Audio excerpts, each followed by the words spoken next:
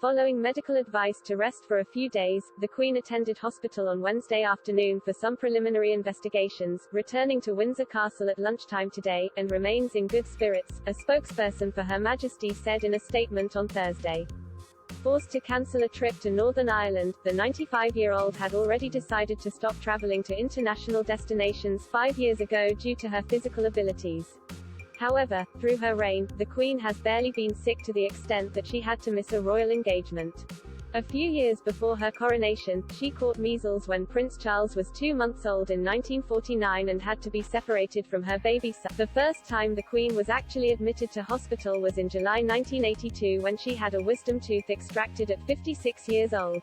In 1994, she was photographed with plaster after it was reported that she broke her left wrist when her horse tripped during a ride on the Sandringham estate in Norfolk. The break was not diagnosed until almost 24 hours later when her arm was X-rayed and set in plaster at a hospital.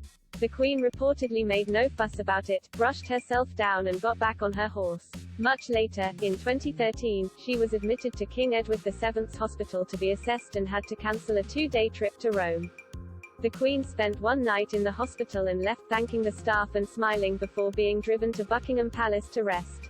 Insiders have said Ham suffers from back pain, and also had operations to remove torn cartilage from both knees. Over the last 10 years, the Queen has been more gentle with her legs, missing an investiture ceremony in 2013 due to pain in her ankles or using the elevator when going to Parliament instead of the set of 26 steps of the royal staircase at the sovereign's entrance.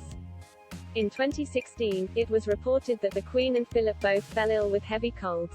The Queen was not well enough to attend the Christmas Day service at St. Mary Magdalene Church and also missed the New Year's Day service just days later. She later described it as a particularly grisly mixture of cold and flu. After an eye surgery in 2018, the Queen kept going and attended royal engagements wearing sunglasses. In January 2020, the Queen missed her annual visit to the Sandringham Women's Institute due to a slight cold. Earlier this month, she was seen for the first time using a walking stick during a public appearance. However, she later welcomed a group of technology leaders at Windsor for the Global Investment Summit without using the said stick and showing that her health was fine.